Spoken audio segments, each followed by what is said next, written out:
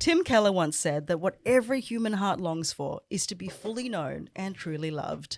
But here's the question. Does sharing your whole life on social media get you there?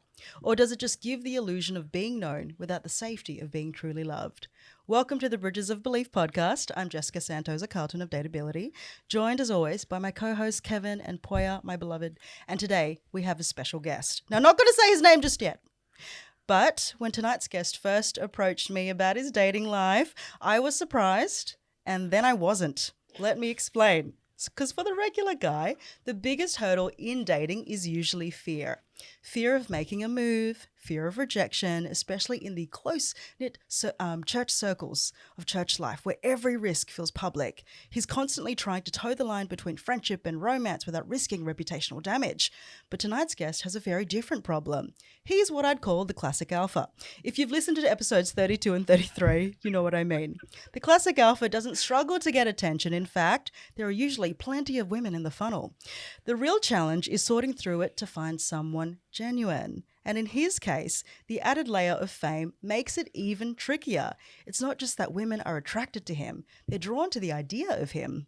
The spotlight adds another layer. He has to find a woman who isn't dazzled by the attention, but who can either be blissfully ignorant of his online persona or mature enough to see right past and connect with a man himself.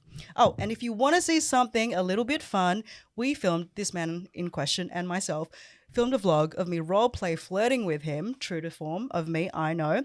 And in it, I use on him everything I teach in the Flirting Workshop. The rapport, the pull, the push, and how I end with challenge and safety. And it's all from my course, the Romantic Reset mini course. You can check it out via the link in the show notes or just DM me on Instagram @_dateability with the word reset and you can have a look. Okay, so back to the man. Who is he? He's 31, a hugely successful social media entrepreneur with over 10 million followers across the internet. And I'll admit, I have a growing soft spot for him in my heart, maybe because he looks like the grown-up version of my 4-year-old son. Please welcome Jamie Zhu. Wow, what an intro. You've been practicing that one for a while, haven't you? Yeah. That was good. Yeah, Very I impressed. have. Like a TV presenter. It was really Wow. good, Jess. You got the colors, you got the, the automatic, I don't know. It was good. It was good. I wanted to honor you, my friend. Oh, thank you. I appreciate it. So- Well, I'm just a regular guy here with, some great people. So Thank it's you. been an honor as well. So Thank you. thank you. So No Jamie, worries. an icebreaking question. Please. One from one of my female audience. Okay. Okay, I maybe she's a soccer fan. What was the Ronaldinho versus Cahill game you played a part in for, and how did you get involved? I love how you pronounce Ronaldinho and Tim Cahill.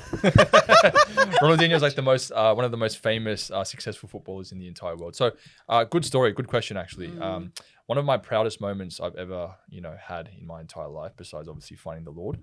But I basically got asked to be the only social media creator in a professional football match last year, which is pretty crazy. So they just asked me, what happened was my videographer, Nick, at the time, his cousin was organizing the event.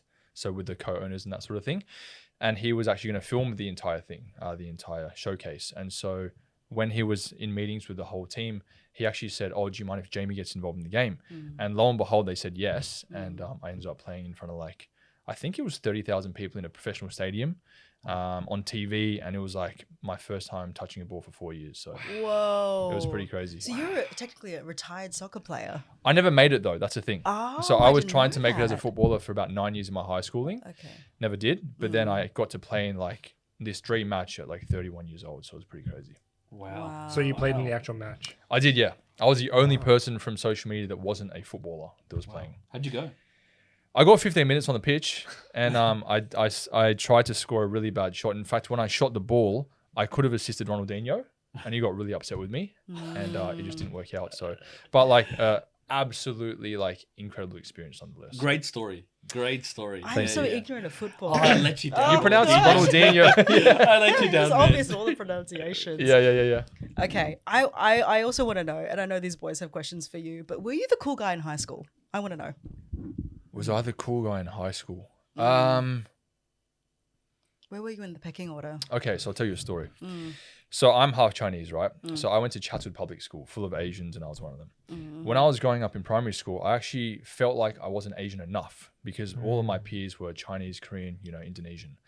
And so I always felt like I never fit in. but like I also did, if that makes sense.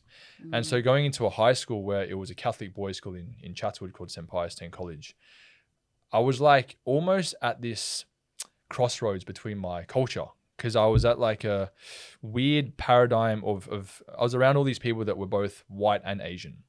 And I'd been used to that because obviously my mum's Western and my dad's Chinese, so that's fine. But I think growing up in a school environment with both was a bit different for me. So the Asians that I used to hang around in high school from my primary school, we used to get picked on by the white kids a lot.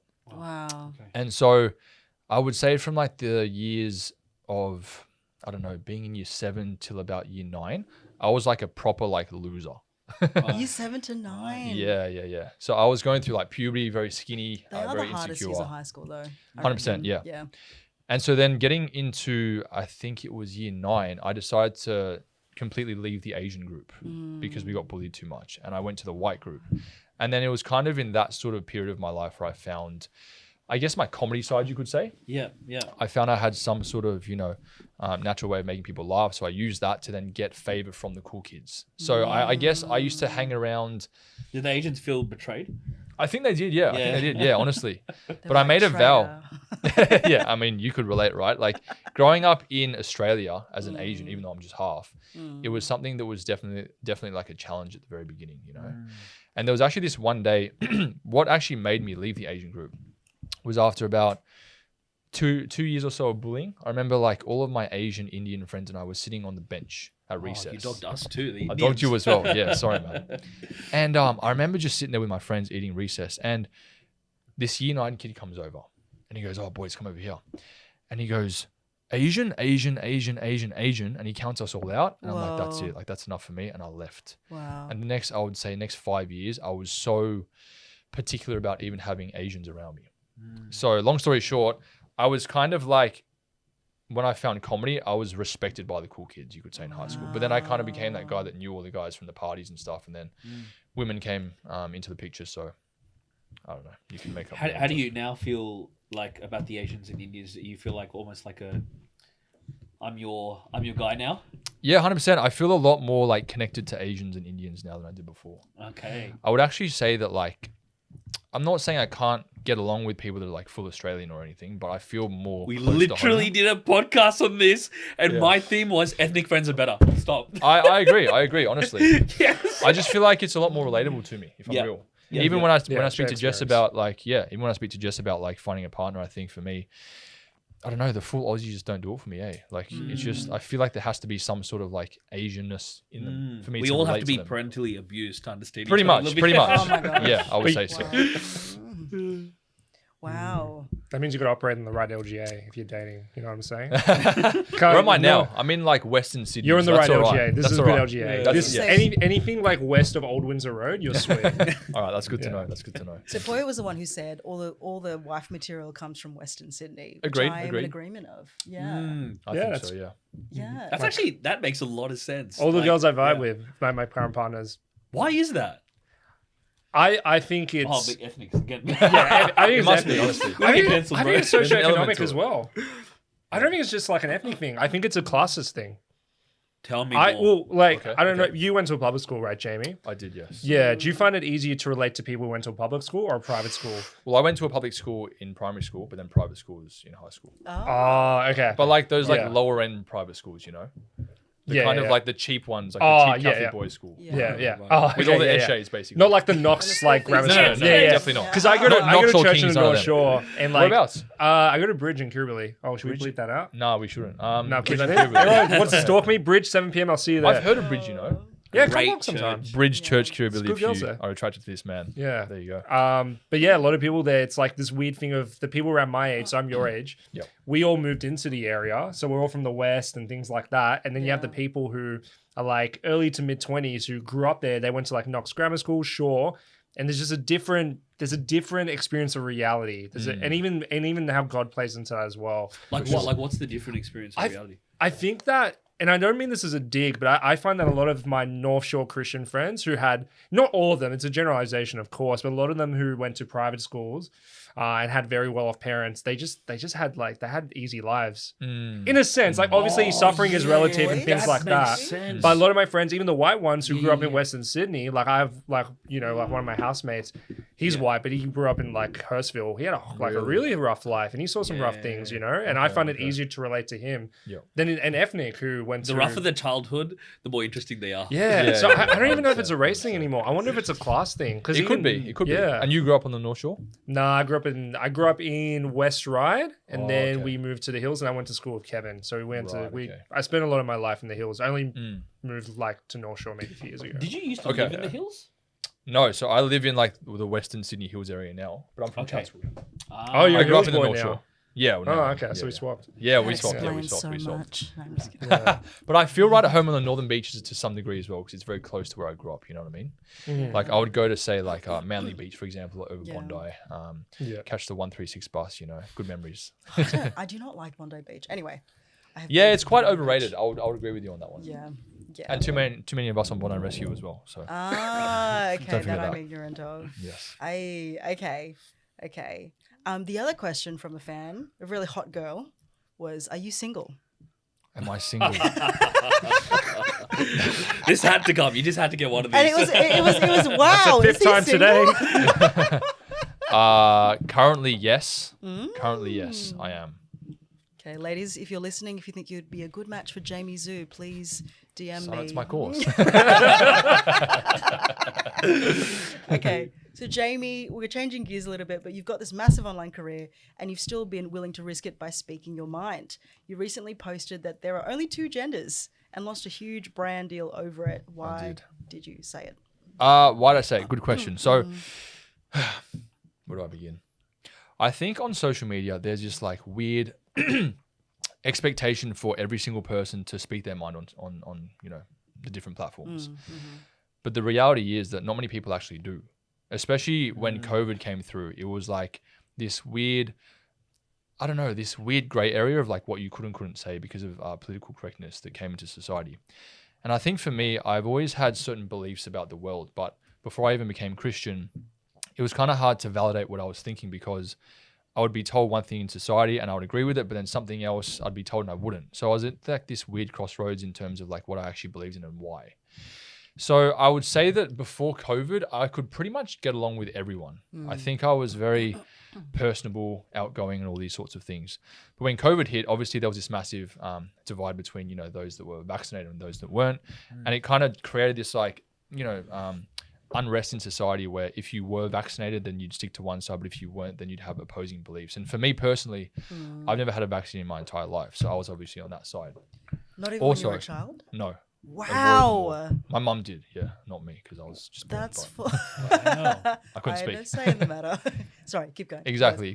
Yeah. So I think from that point onwards, it was like you kind of found your crowd to a certain degree. And I wanted to say things, but for example, I had a very big partnership with Facebook and Instagram during the time. So I was hosting a lot of their events in 2018, 2019 in Sydney. But they actually dropped me after I posted a story about me going to a protest. And so it created this weird sort of like unease in my career where I was like, what can I say and what can't I say?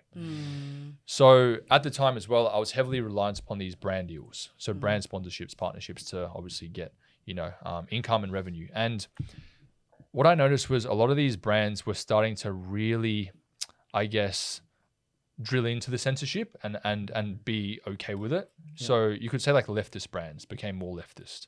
Yeah. And even like conventional brands that weren't sort of like on any side became that way as well. Because if you weren't in agreement with whatever the agenda was saying to you on television and, whatever the narrative was, you'd be cancelled.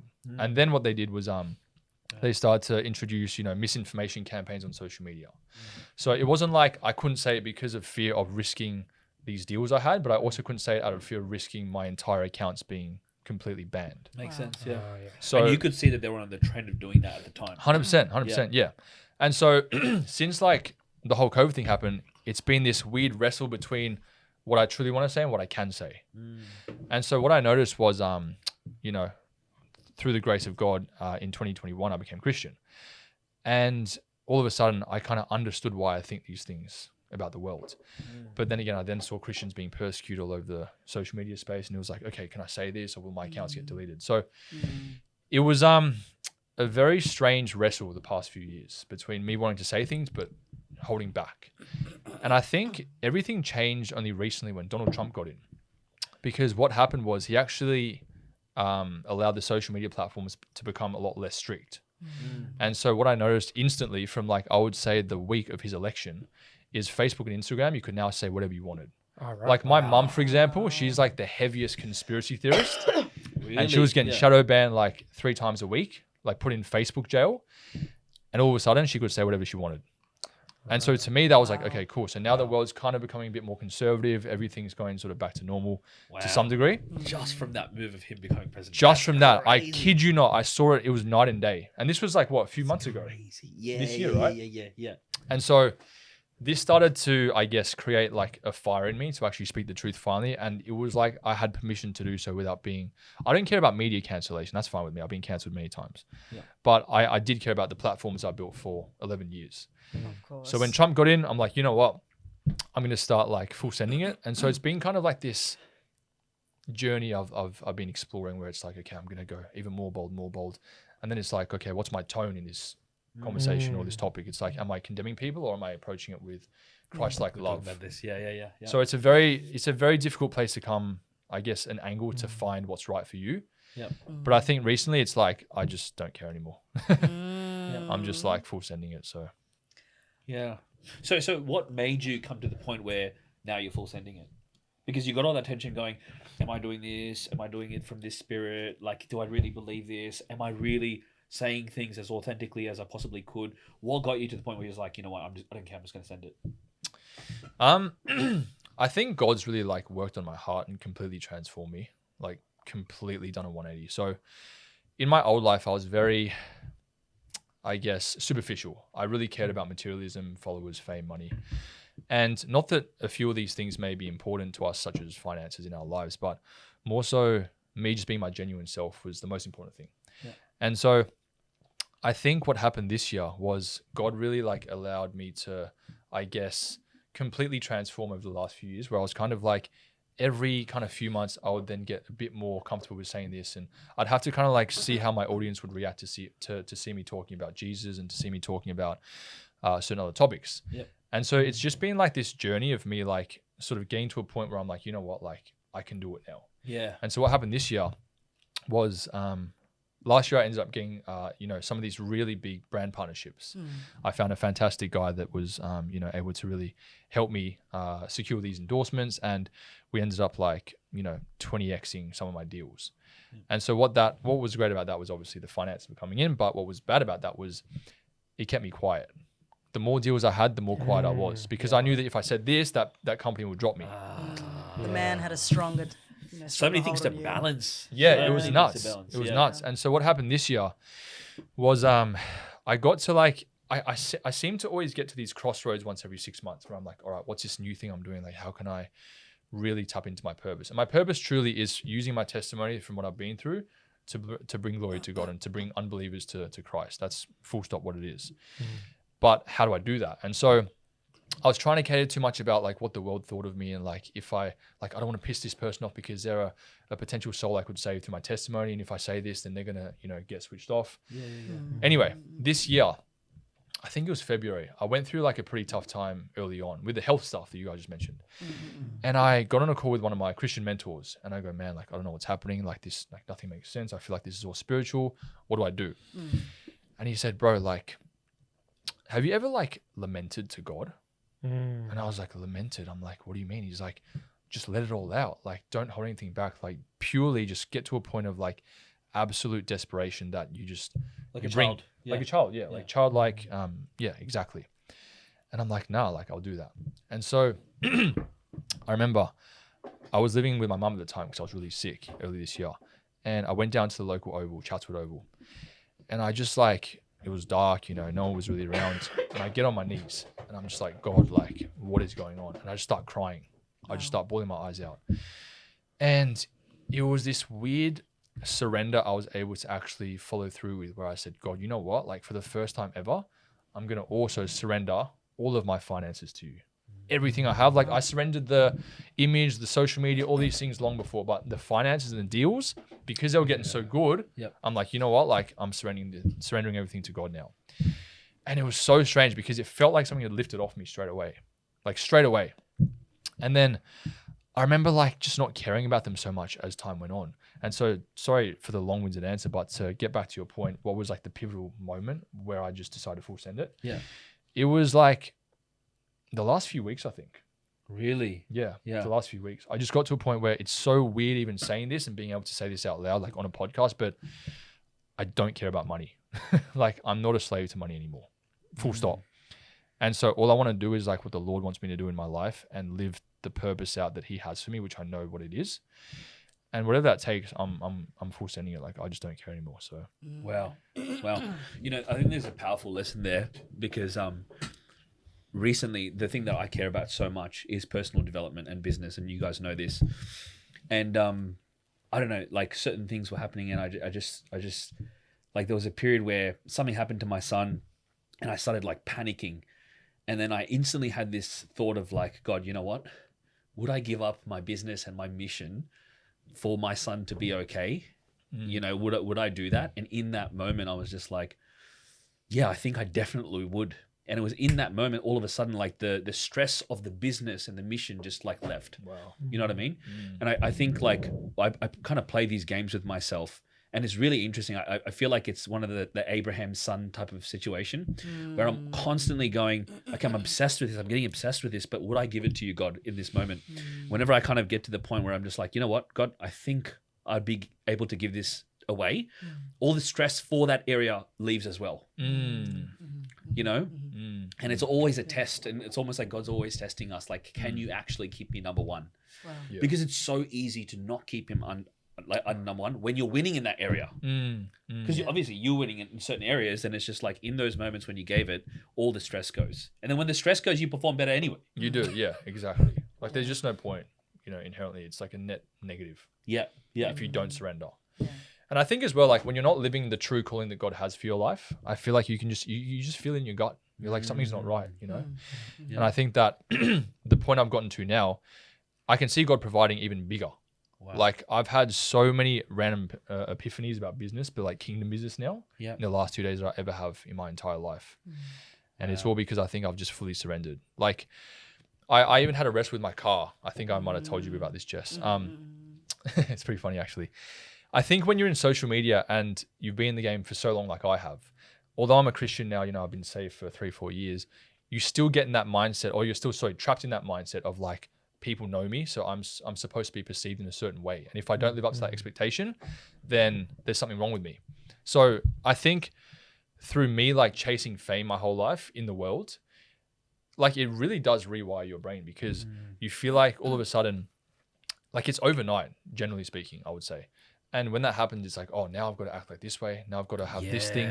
I've got to have the car, the woman, the money. You know, I've got to dress a certain way now.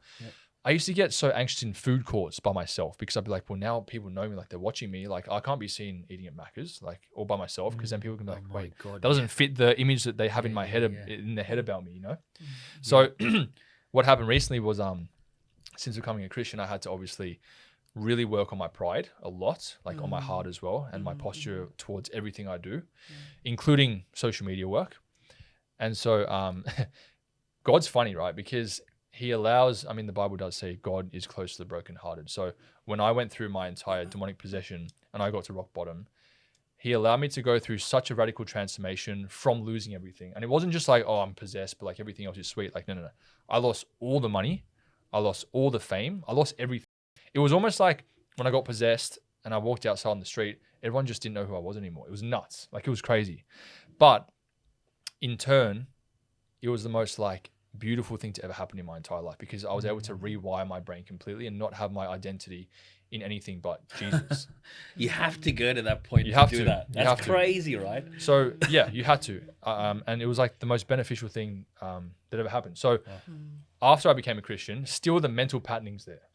And I've got to somehow like, you know, I'll have this thought naturally, but I'll be like, no, like this isn't in line with, you know, God's word anymore, or how he sees fit for me. So you felt like you had to consciously bring it back. No, this is what Yes. God's okay. Correct. So the car example, I lost everything, as you guys know. So I had to drive around my mum's car for about two or so years because I was so broke when I came back into the social media space. Wow. And it was really interesting because I'm not saying everyone forgot about me, but like it was just like I felt awkward driving around this like Mazda 3. Shout out to the Mazda 3. Yeah, and that used to my be my car. car, but I gave it to my mum. Yeah. You basically had a vagina. See, my theory's right then. You bring me back to my old worldly ways of thinking. I love it, Jess. I love No, it's all good. Bring it out. Yeah. And so it was really awkward because I know I said like everyone forgot about me, but like that was figuratively. Like not everyone did, but You felt like it. I felt like it, yeah. Yeah. So I'd be driving around this car and I'd be in such a wrestle with myself because I'm like, I don't want anyone to see me in this car because I shouldn't be in this car. Well, the insecurity driving Yes. around. Exactly. So I'd be having like the windshield down at all times. I'd have like, if someone drove past me or like we're stuck at a light, I'd be doing these ones. Then my mum ended up upgrading to a Toyota Corolla, a 2024 model. So it was pretty nice. And even still, like I was driving that car around for about a year, I still couldn't cop it. Like my No, only heart- half is down. Yeah. No. The full thing was still down. Oh, really? For sure, yeah. Wow. And even if I would see like, if I'd have to park somewhere, I'd park intentionally a few streets away so no one would see me get in and out. It was just this pride thing I had to deal with. And I was a Christian, but I still had more to deal with. Anyway, Wow, man. Oh, dude, can I just say, I really respect how you're just so vulnerable about that, bro. Like, I really do. Because there's certain things for example, even when I'm praying in the car, when I'm at the gym, I'm thinking to myself, like, no, if I do this, it's going to look weird. So I'll open my eyes and pray so it look like I'm talking to someone. It's like, no, why do I have to do that? You know what I mean? Like, your story is inspiring me. But yeah, keep going. Yeah. no, I appreciate it. I just think no one says how it is. And like, Yeah. I do not care. Like, I don't have a care in the world about anything. I just want to tell the truth. Yeah. So yeah, I'm driving my mum's, 2024 Toyota Corolla, quite nice as well, brand new, and I still couldn't cop it. So then I got to a point eventually where like things started to pick up for me again, and I got my finances sorted and everything, and I'm like, all right, God, like the car I want, it's a nice car, it's a AMG. I'm not a drug dealer, by the way, by any means. But I like this car because it is nice, but it's not like a Lambo, but it's not like a Mazda 3. Like it's a Merc, but it's like a little bit, nicer than the general ones. And I just love this car. And I'm like, God, like I really want this and I can get it, but like it's all in your will. It was so funny. I went on to car sales and I saw these two cars and I'm like, sweet, like I'm going to go and check it out. And I promise you, like I tried to rebuke every single ounce of pride in my body when I was even in negotiations, and I went to this car. And the moment I'm like walking up to it, I'm like, that's the one. But I'm like, God, if this is in your will, that's sweet as well. Completely fine. Like, I don't care if you want me to drive my mum's Mazda 3 or, Toyota Corolla, but even the Mazda 3, like, that's fine. And I walk up to it, and all of a sudden, I look inside, and there's a massive cross dangling from the mirror. Yeah, I'm like, okay. Turns out the guy's a massive Christian, loves the Lord, and like, we got the deal pretty much done. Then something happened midway where he goes, no, I want it to be under my personal name now, not the company.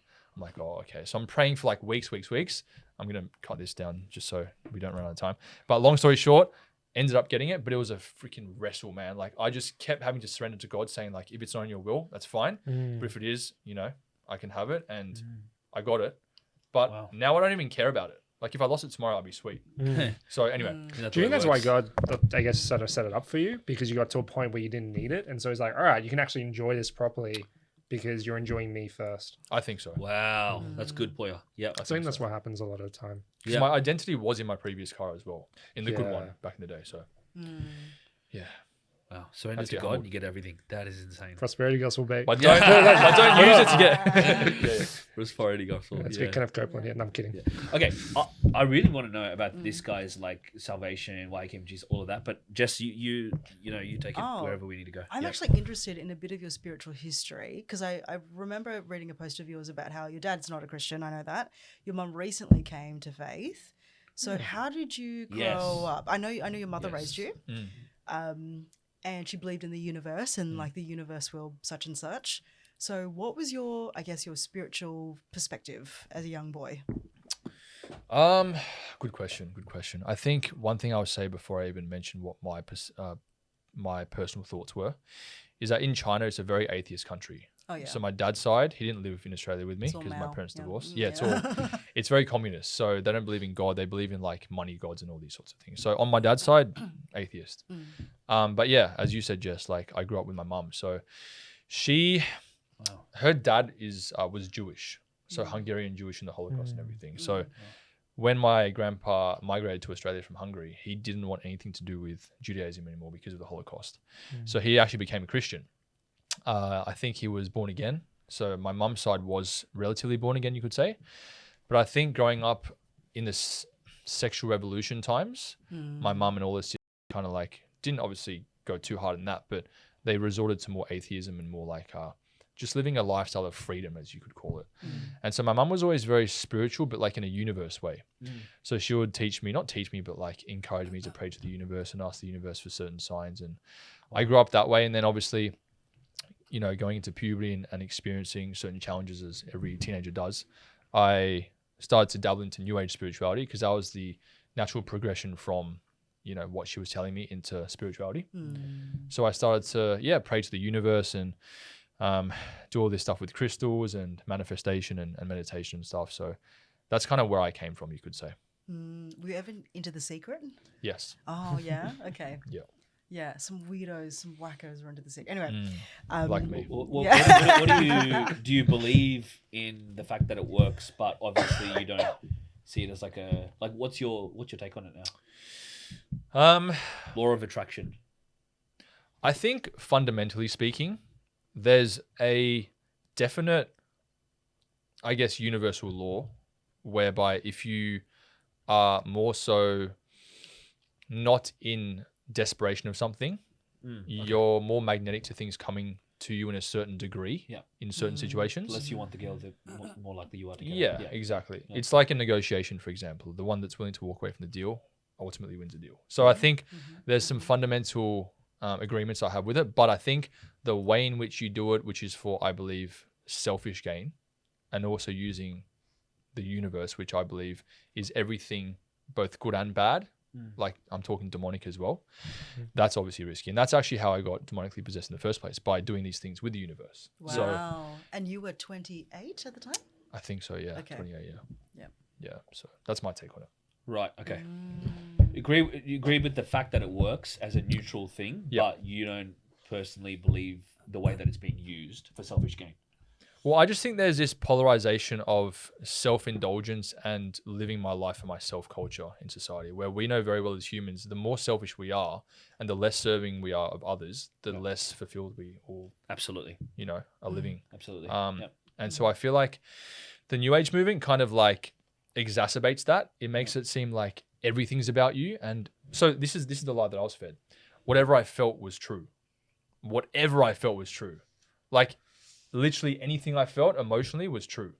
And that's So I feel betrayed, then that's true. correct. Okay. Or if I felt like a woman one day, that's true. Okay. Genuinely, they teach you that whatever it is that like you think, any thoughts that go through your head or anything you emotionally feel is true.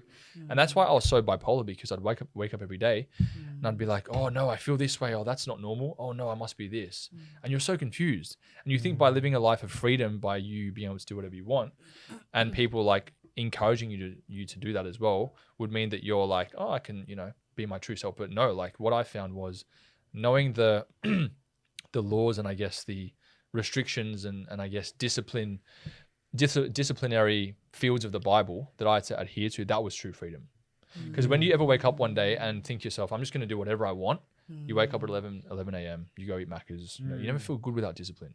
So it's the biggest lie of the devil. That freedom is like doing whatever you want. I was thinking this thing where basically they always kind of, you know, it's almost like the New Age, they want God, but they don't want any of the discipline that comes with God. I like what you brought, because I always had that thought. I was like, but if you go and live that out, you're not going to get anything that you want. You become a hippie.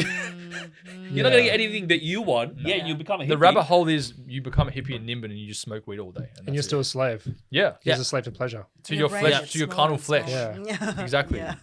It's crazy, man. Wow. But the New Agers, like, they're almost there because they're looking for something like me. Yeah. They knew something was out there, but they didn't know what the truth was. Yeah. And I think the devil's so tricky because, man, like all the demonic spirits going around that New Age movement makes you so blindsided to anything but that, you know?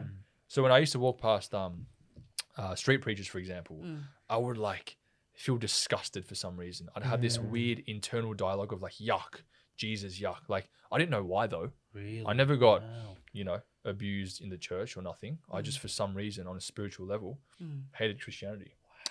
Wow. I didn't hate Islam or Buddhism or Hinduism, just Jesus. Wow. And that's telling you something, right? Yeah, that's like spirits warring behind the scenes. Yeah. Wow. Yeah. Yeah. Okay, so you post a lot about your parents, which I think is beautiful. We've talked about the different faith positions, and in a personal conversation that Jamie and I were having, I was referring to this Katie Faust post and article from her Substack about how, people from divorced parents, they're more likely to be incarcerated or more likely to be a teen with a pregnancy, all that kind of stuff. And it really struck me, Jamie, when you said, my parents' divorce basically ruined my life. And I just want to touch on that today because, like, your parents aren't together, but they seem to be quite, at least cordial to each other. Now they and are. peaceful to each other. Yeah. How has that impacted you? Are you managing it? Is it just something that you manage? How do you deal with it? I think going back to your question about like, I guess why my parents divorced ruined my life, it's because of, and I've done a lot of, therapy and trauma work and all that sort of stuff as a kid. And I think what the main issue is that there's obviously a separation in the nuclear family unit, which creates disruption inherently. But the second thing is how the kid interprets the divorce. So for me personally, I realized that I interpreted my dad and my mum divorcing because of me. Like, it was my fault. And especially considering... Yeah, all kids especially... do. Yeah. Oh, interesting. Okay. Yeah. And especially considering, like, my parents did divorce, but they didn't also live in the same city. My dad literally left the country and went to China. That to me symbolized that I wasn't good enough for him to stay. So my entire life, I was always chasing validation to prove to him I was good enough. So that's kind of what I meant, because I realized, like, I'm not... There's no surprises that I've ended up here in this position of some sort of, social status or followers, whatever it is, because I've always been chasing fame. And that's basically been because I've been trying to fill that void of my dad leaving to then be validated by that and convince myself that I'm good enough for his love. That's what it is, I would say. Inherently from the start. How's viewing God, how's your relationship with God impact that? Because I hear two trains of thought with people who've had, I guess, issues with their fathers when it comes to God as a father. That's a really triggering thing. So my pastor, for example, he didn't have a good relationship with his dad. And so for him, that was a really hard thing to accept God as a father. While other people I know, that's what they found most comforting about God was that, I may not have a great relationship with my earthly father, but I know that my heavenly father loves me. Has that kind of played a role in your sort of spiritual journey? Yeah, interesting question. I think that I've been blessed because even though my dad lived overseas for most of my life, or all my life actually, I still had a good relationship with him. So I didn't really see all father figures as being corrupted or a negative thing. I think having God in the picture just allows me to know that there's a greater being beyond my control that can help me and guide me to the place I need to go into. Whereas a worldly father is tangibly there for you in some way, shape or form. But it's not the creator of the universe. They're two different things, So I couldn't pray to my dad about something. I could go to him for advice. But at the end of the day, it's like we should love our parents as the Bible commands, but our parents also do have certain things about them that I wouldn't want to replicate being a father one day into my kids. So I think, as I was saying to you, Jess, the other day, like, I take advice from people very carefully because I look at the reflection that their life has become in that certain field I'm asking advice of. And if they haven't been successful, then I kind of take their advice with a grain of salt. Hey, that's what you say. It's like, I have mentors, a lot of mentors. So I make sure that the mentors are people that I aspire to be like in that certain field. Amen. I think it's really important. That's huge. That's a bar. No, I was saying to Jess and Kevin last week that I'm very careful about who I take relationship advice from. Yes, you need to be. Yeah, because like I was listening to a lot of people give me not all of red pill is bad. I'll give you that. But there was certain people who were too, like, I think they were a bit too into it, and they were single, and they'll give me dating advice that wasn't working. Yeah, and they're single. And then I thought about the people who are in relationships. So it's like, what do you know? No, seriously though, credibility is a thing. I'll be real. Yeah, I'll be real. I feel like I know a lot about relationships, but I can't preach it because I'm single, so I don't have authority. That's my belief. At That's least very not that's very yet. humble of you. Yeah. Not yet. Oh, yeah, Not soon yet. though. Soon. Yeah. Who's that girl that DM before? The The really hot girl? It was actually Jamie. He asked Oh, it it was- of himself. You're like, wow, is he single? Yes. I did was- ask myself a question. I was humoring you. Okay. What I hear is someone who wants to stand in the gap and break the cycle because you came from parents of divorce and you don't want to perpetuate that for your own children. And so I just want to speak life that you will be somebody who does break the cycle. Thank you. I Amen. appreciate that. Yeah. Okay, so here's my question to you as a follow-up. Do you think Christians should have a higher standard for staying married than the culture at large? 100%. I think the Bible is like very explicit that divorce shouldn't be an option apart from one or two things. But even I think the separation of the family unit is such a detriment to not just like the individual family but society as a whole. Because once you start allowing room for certain things to occur and normalizing it like divorce, then everyone just wants to hop on that train.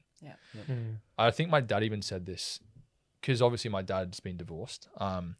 When I bring up the topic of divorce and how Christians don't believe in it for the most part, he can't really understand that. And it's more like, oh yeah, but what if you're not happy? But happiness is the biggest BS statement I've ever heard in my entire Happiness life. will bow to the stability Exactly. of family Yeah. home. Do you know Gary Vee? Yeah. So I met him in person. You know, I like some of his advice, but didn't he and correct me if I'm wrong, but didn't he divorce his wife, which he had a family with, and then just marry some younger hot girl? I think so. Yeah. And he is a perfect example of someone that just preaches the happiness gospel. It's all about, are you happy though? Are you happy? But man, like happiness is so much different from purpose and fulfillment. Because if I'm not happy one day, there's nothing wrong with me. That's a normal human emotion that I have to go through, right?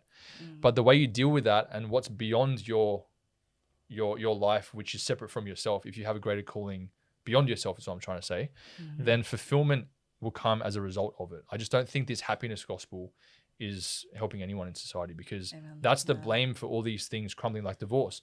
Oh, I'm not happy. Like, oh, I don't feel the love. Like, man, like that's what I used to be like in relationships. I used to have, you know, all these situationships, and I had this one really good girl in 2020 that I let go of because, oh, you know what? Like, I just don't feel it aneel Like, I just don't feel it. So, like, that's my reason to leave. And I even still hear to this day my own friends saying that to me. I'm like, why'd you guys break up? Fell out of love. I'm single and I can preach this. I know how much of a lie the fell out of love thing is. I can even say that. It's I was thinking about, like, when you started that conversation, like, why do people, like, why does the divorce thing happen? And I think, like, one of the main reasons is what you said. It's like they think that they have the wrong meaning of what marriage is in the first place. And I really think about love, and it took me ages to say that I love my wife, but I think I've been with Lisa for like 12 years now. I don't think I've actually really loved Lisa until like very recently, like really loved Lisa. And I thought to myself, like, what actually is it? And in the beginning, it's just lust. Like, me and Lisa, obviously we weren't living a very Christian life in the beginning, banging like a lot. A lot. So and then Trump's in, so you can say all this stuff. Yeah, hold up. And then I thought to myself, like, what is it like now? Like, because Lisa's attractive and I was really attracted to Lisa. Like, what is love? And I thought about it, and this has become my definition. My definition is, even if that woman right now, even though I love the fact that she's attractive, even if she had got like hit by a truck and she turned into an absolute vegetable, I would look after her till the day she died. It moves me every time you say this. I'm like, no, amen, bro. That's how love should be taught. Yeah. That's spot on, bro. Because if I'm willing to do that, it's like, so like that, like people won't break up if they have that idea of what love is. Love is both sides. Love is not, it's in sickness and health. It's love is, I'm loving you when you're good and even when you're bad. You know what I mean? And for sure, it's the wrong definition of, I feel bad. I'm not feeling it right now. Like, I've seen it happen too much. Like, it's a really good point. Would you guys say that love is a choice? I was just thinking that. absolutely. Yeah. I think to a certain degree it is. Because I think you need to get along with the person. There needs to be attraction, chemistry, all of that. But I think love is the commitment you make. And that is the choice. Yeah. Because one of my mentors from the past, he said some really profound things. Like he spoke into my Christian life a lot at the very start. And he said, like, I just want you to remember two things. If you don't remember anything else, that's fine. Just these two things. And he said, the first thing is, I want you to always remember that as a Christian now, your identity is only in one thing, nothing else, not your career, not your money, not your whatever it is. One thing, which is Christ alone. That's it. It never changes. And that gave me so much peace and comfort. Because when I'm like lost or confused, I go back to the book. It's the most simple thing ever. And the second thing is he said, love is a choice, not a feeling. And he said, do you know like the amount of times that I've woken up one day and my wife hasn't looked the greatest, or I don't have those butterflies anymore, but I make a choice to love her every single day regardless. That is what true love is. And I respect this guy to the day I die. And I just always remember those two things he said to me, which was back in like 2022. And although, I'm still single, but I still know that I'm going to be adopting that mentality when I'm married one day as well. Because I think you're so right. It's like, you can't just have a foundation of a relationship, especially if you've got, wife and kids, built on like sand. On something just so unstable and that can like ebb and flow with the emotions and the waves of life. You just can't do that. There's no solidification in there. So that ties into what you were saying before about new age and feelings and how everything's based on feelings, because that's sand. It changes and it goes. And that's why you see It's so fickle. And that's why, as I said before, like you see down the new age rabbit hole, people become like all sorts of things, and I think I said this to someone today. It's like, I never look at a man that's going to all these, bush dwarfs and raves and gets on it all the time as someone I look up to ever, period. I would never look at someone like that and be like, I want to be like that. But I would look at someone like maybe yourself with like do you have kids? Yes. With like a wife and kids that looks like he's stable because I can trust him. I even taught this in my social media coaching group tonight. I'm like, this real estate guy, he's like, I want to be an agent. I'm like, all right, cool. Let's check out your profile. The guy's got topless thirst traps. He's like doing these. And I'm like, and I go, put up your hands, everyone in this group, if you would trust this guy as your next real estate agent. I'm like, I'm waiting. One guy's like, just kidding.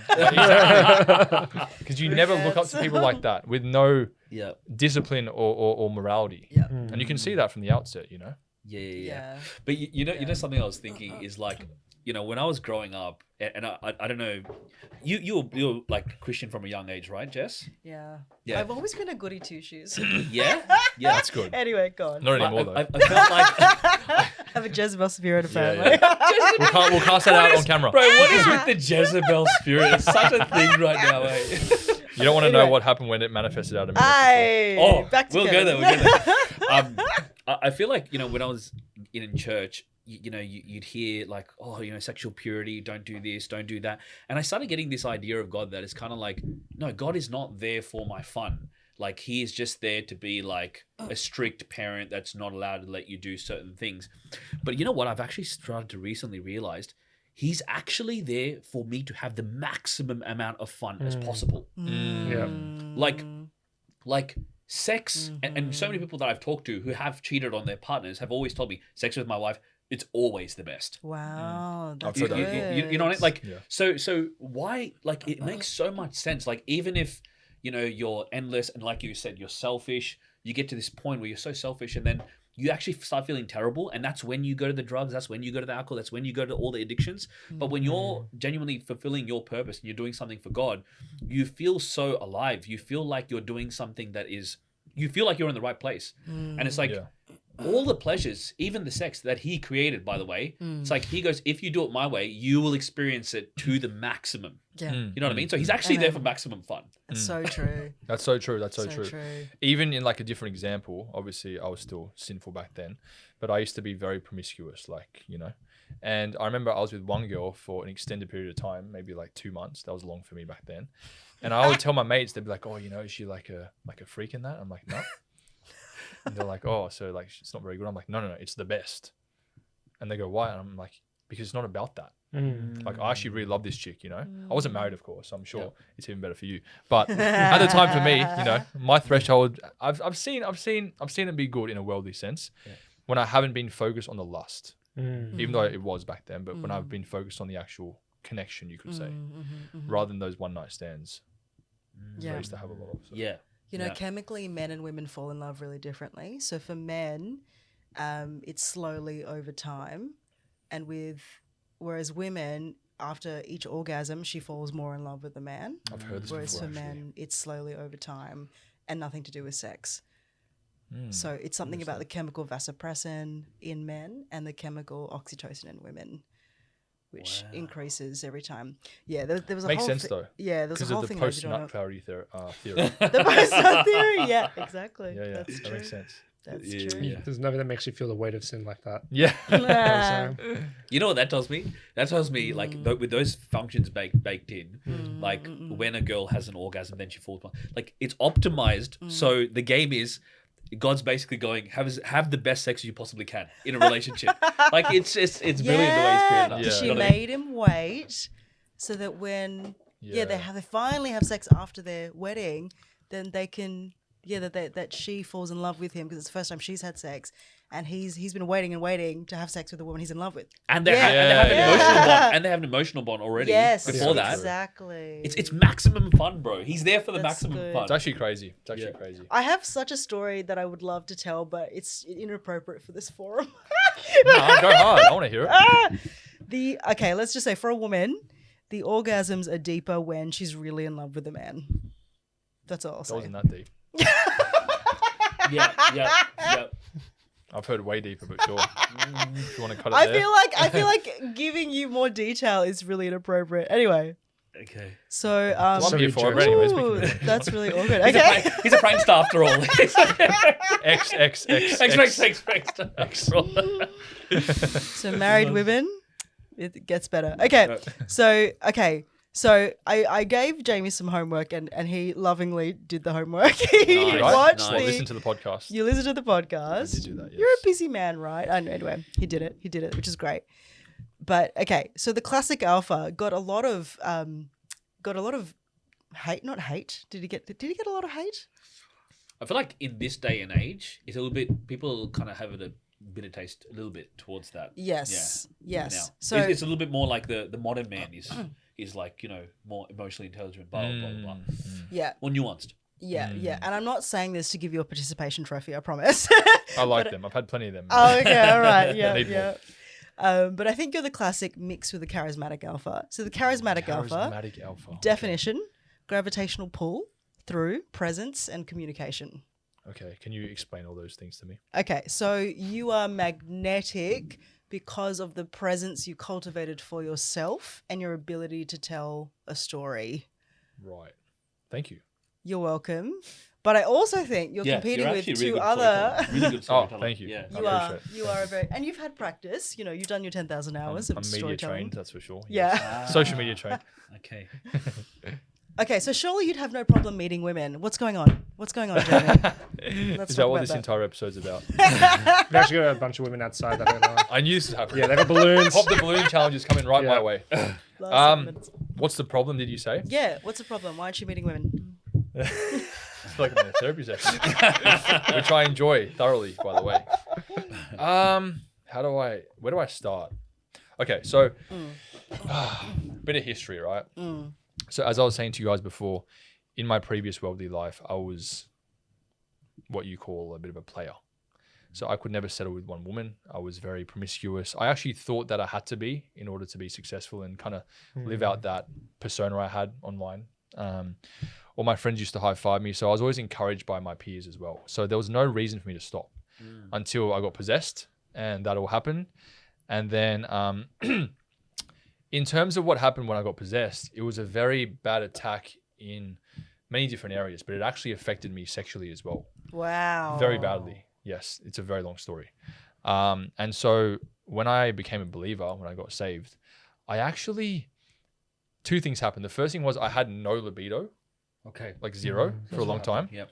And the second thing was, because I was so damaged. And the second thing was I was trying to completely, leave that lifestyle of wickedness I was living before.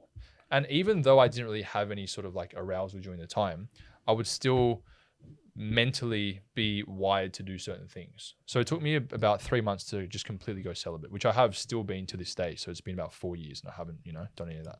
Nice. That's one, huh? But in that time, I think God put me through like a really important season of isolation in 2022 where I had to learn about his character. I had to learn about what it meant to be a true Christian. I had to learn about, how being in the wrong fellowship can also corrupt us. And so I then met a girl late 2022, and I believed that this was going to be my wife. And I've told Jess this story as well.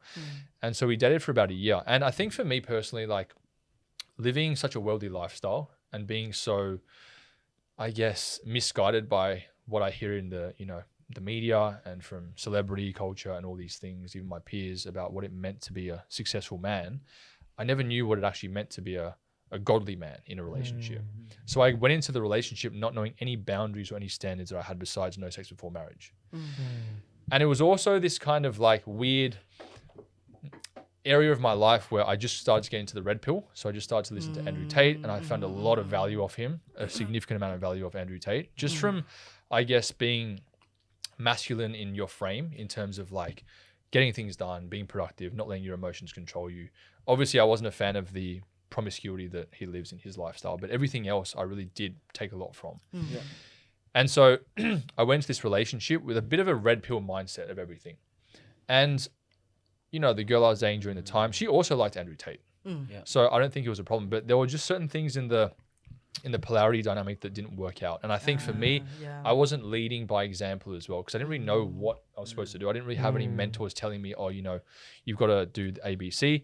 And I think it's like, there's no one way about anything really, but there's fundamentals. Red pill doesn't talk about relationship game at all. Like dating game and relationship game is two different things. That's true. Yeah, you're right. So being in a relationship, what do you do? Yeah. You know how to get the girl and all these things, but you're right. You're so right. Keeping it is different. Yeah. Yeah, exactly. And so I'm not saying I was perfect, neither was she, but it essentially didn't work out. So I was with her for a year. And it was weird. And once again, I've actually told you a lot already because we do speak a fair bit. But what ended up happening was I had this kind of weird relationship or resentment towards God when we broke up. Because the way it all happened and manifested and the way she came into my life and the way things, just everything occurred was literally like a God thing. Everyone around us was like, you guys are gonna get married. It's from God, trust me. But the whole relationship was so chaotic and tumultuous. Yeah, so you're confused. So I didn't get it, right? And God, I just kept thinking, because I was obviously new to praying as well. And whenever we'd go through certain situations, I'd hear this voice, which I thought was God, she's your wife, she's your wife. I'd even pray and fast for like a day or two, and I'd get visions of us getting married, and I'd be reading scripture. Everything was aligning, right? So it was so weird. Yeah. And this girl was like everything that I looked for in a woman as well. She had basically the whole package. So what happened was, got to the end of 2023 and we ended up breaking up. And it was like, once again, I'm not perfect, neither is she. Just things happened, and I realized that like I really couldn't be with her anymore. And it left me with this huge question mark. It was like, was this actually God speaking to me? And if it was, how come God just lied to me? Because it makes no sense, because I've gone through, I kind of used God as a bit of a genie. I'm like, God, come on, man. Like I've done a year, 2 years, like I've been celibate. We didn't slip up in this area. I've been so obedient. And then you do this to me. Like I thought this was, the promise you had. So all of last year, 2024 was, like I was single last year. And I was caught up in a bit of sin as well. Like I kind of started to backslide a bit in that area. And it was just this weird, like, I don't know what's going on. And in terms of me even like being open to dating, I think I was, but I had a really, I can't say it on camera, but like something really bad happened between my ex and I, which scarred me to think that, wow, like even Christian girls can turn out like this in a sense. Yeah. Really bad stuff. I can't even say it on camera. So then I had this perception of like, oh, so now what you're telling me is like, okay, I used to be an atheist. I had the world at my feet. If a woman was attractive, cool, get to know her, date her, easy. Now I'm down to a Christian pool, which is incredibly small. But now I've got to find like a woman that is actually a true Christian. And on top of that, girls can also act like my ex did. So now it's like, it's so hard. And so then what happened was I then saw a few of my Christian mates start getting girlfriends off Hinge and all these sort of apps. I'm like, you know what, I'll try it out. And I don't think I was ever closed off to a relationship even last year, but the women that came into my life just didn't really like fit.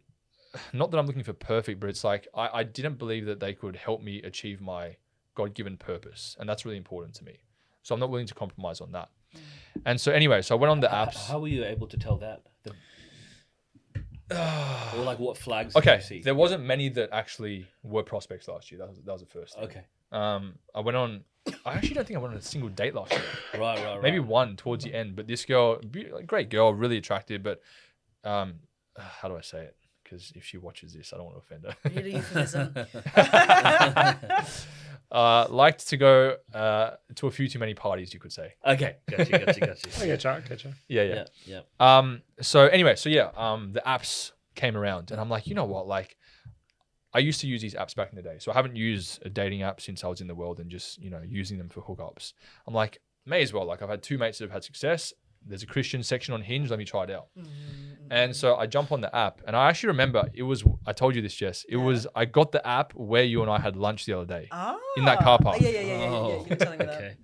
Yeah. And I'm like, wow, like there's some, good looking Christian girls. I didn't think there were any. And You're going to the wrong, bro. You're going to the wrong churches, man. I probably am. Bro. Be friends with Boy. He knows all the hot Christian girls. I'll help you out, bro. I'll help you out. I'm just being radically honest right now. No, I feel that, man. I feel you're on the wrong LGA. That's all. But Okay. we'll sort it out. Thank you. I appreciate that. It's good to know because I was losing hope.